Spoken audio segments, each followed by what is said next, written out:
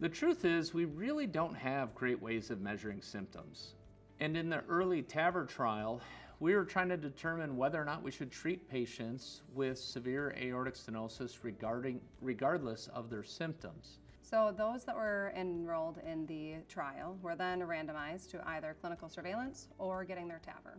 And what we found is, even despite our history taking and our clinical evaluation, where we already predefined these patients as asymptomatic, we discovered that 1 out of 6 of these patients were symptomatic on their presentation.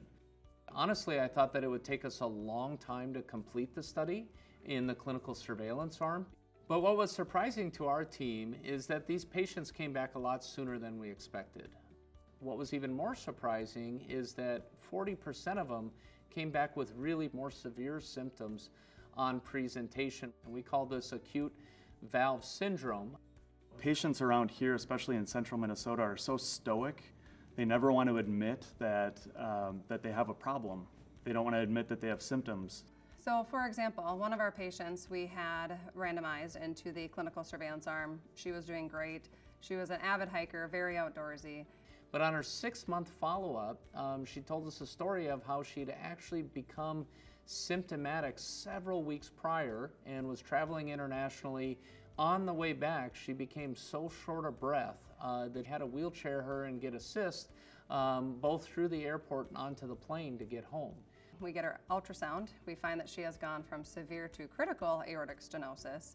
And that's something we see over and over again, that even after we educate patients, even after they get symptoms, they oftentimes wait to tell us. And I think that's where you run into the risk of heart failure hospitalizations. Anytime a patient gets admitted to the hospital with congestive heart failure, their chance of dying in the next 2 years goes up significantly. In fact, we know at 2 years, they have a 40% chance of dying after their heart failure hospitalization, and that goes up by another 10% each time they get admitted to the hospital.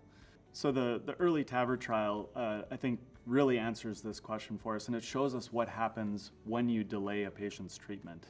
We now know that when we have a patient with severe aortic stenosis, regardless of their symptom status, it should be the standard of care to send these patients to the valve team for evaluation for intervention right when you find their severe aortic stenosis.